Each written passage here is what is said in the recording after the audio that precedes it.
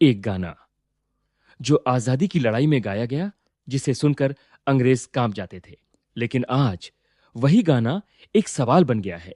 क्यों कुछ मुसलमान इसे गाने से मना करते हैं?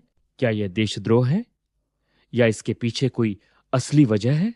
आज मैं आपको वो सच बताऊंगा जो ना टीवी पर है, ना व्हाट्सएप पर, सिर्फ हिस्ट्री में दबा हुआ है। नमस्ते दोस्तों, स्वागत है आपका इस चैनल पर। आज का टॉपिक है वंदे मातरम और मुसलमान। यह टॉपिक बहुत सेंसिटिव है, इसलिए मैं यहां कोई ओपिनियन नहीं दूंगा, सिर्फ रियल हिस्ट्री, रियल फैक्ट्स और रियल कॉन्टेक्स्ट। तो वीडियो पूरी देखिए, क्योंकि जो लोग आधा सुनते हैं वो आधा ही समझते हैं। साल था 1882। बंकिम चंद्र चट्टोपाध्याय ने एक उपन्यास लिखा, आनंद मठ।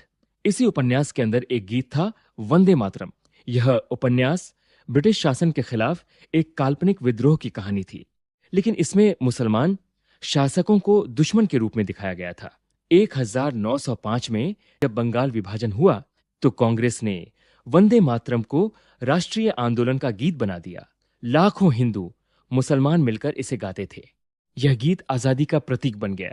तो फिर समस्या कहां से शुरू हुई? वंदे मातरम के बाद के अंतरे देखिए। उनमें भारत माता की तुलना देवी दुर्गा और देवी लक्ष्मी से की गई है। त्वम ही दुर्गा दश प्रहरण धारिणी, यानी तू ही दुर्गा है 10 हथियार धारण करने वाली।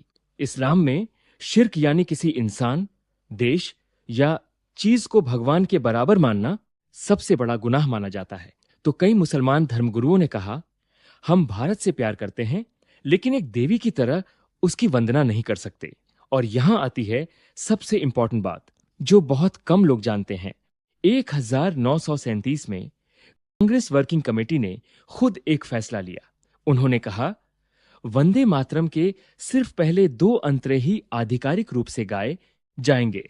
क्यों? क्योंकि बाकी अंतरों में देवी पूजा का उल्लेख है। यह फैसला किसने सपोर्ट किया? मौलाना अबुल कलाम आजाद, जो खुद एक बड़े इस्लामिक विद्वान थे और कांग्रेस के अध्यक्ष भी रहे।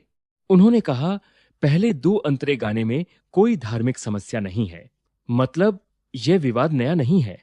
आजादी से पहले ही इस पर बहस हो चुकी थी और उस वक्त के नेताओं ने एक बैलेंस्ड रास्ता निकाला था। 2009 में दारुल उलूम देवबंद, भारत के सबसे बड़े इस्लामिक सेमिनरी ने एक फतवा जारी किया कि वंदे मातरम गाना मुसलमानों के लिए जायजा नहीं है। लेकिन और यह बहुत जरूरी बात है, यह सभी मुसलमानों की राय नहीं है। बहुत से मुसलमान वंदे मातरम गाते हैं। बहुत से मानते हैं कि पहले 2 अंतरे गाने में कोई समस्या नहीं। कुछ का कहना है यह एक देशभक्ति गीत है, न कि पूजा।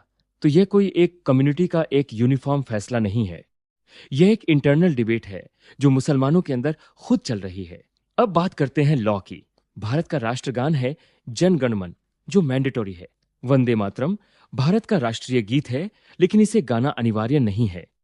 सुप्रीम कोर्ट और कई हाई कोर्ट्स ने यह साफ किया है। किसी को भी वंदे मातरम गाने पर मजबूर नहीं किया जा सकता।